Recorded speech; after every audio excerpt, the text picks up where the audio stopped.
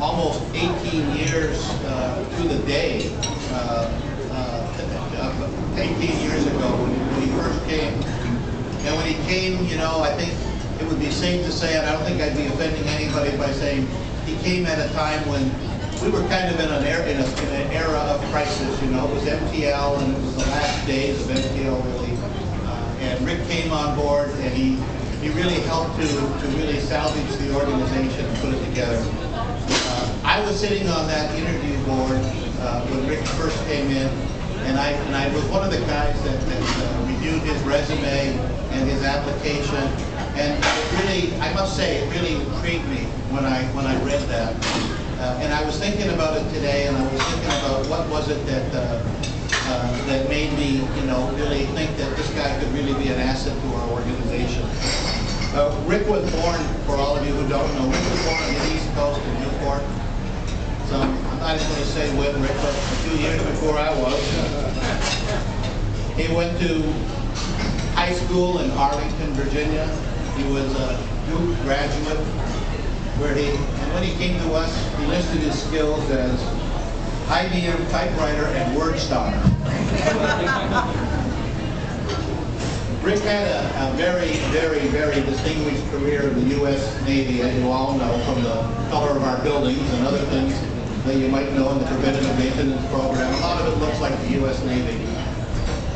And while he was in the U.S. Navy, Rick had the opportunity of seeing many, many, many parts of the world and getting involved in a lot of things that you wouldn't think were normal for a military guy. And I think that was kind of the part of what I found to be really intriguing for us at OPS and at MTL, was some of the things that Rick had done. First, you know, I noticed that he had been an admiral's aide for a few years. He was in South America. I got to say, first he listed his skills as fluent in French, and he attended the French War College, the French Naval War College. And according to him, what he did while he was in the War College was he had visits to high-profile executives for many parts of French business. And of course, after that, he got to get his diplomatic skills, I think, during that period of time. And after that, the U.S. Navy, having this very fluent guy, decided they would make him an admiral's aide in South America, where French would be a real asset to him. And when he was an admiral's aide, it says that he flew to each country in Central and South America on high-level goodwill missions. And I kind of thought to myself, that might help us a little bit with our meetings with the city.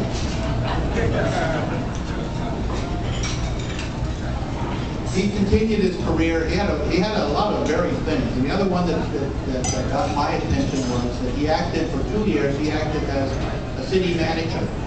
And this may be of interest to you.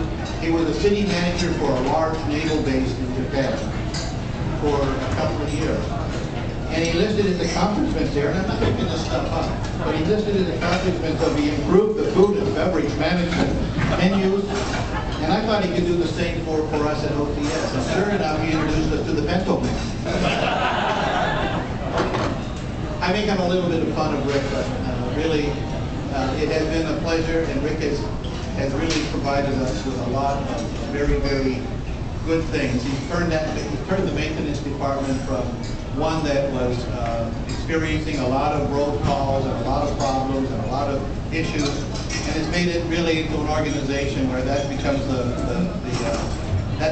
bar that we measure ourselves against. And Rick has never had, I think in his whole career, or at least after the first year or so, I don't think we've ever missed a pull-out in the maintenance department because we've had a bus down for that. And let me tell you, for those that aren't, really in this day-to-day, not missing a pull-out is a real accomplishment. Rick, they tell me I'm not supposed to spend a lot of time up here. They're used to me. I do want to have a toast to you, though, if I may. And if I may ask everyone to please raise your glass.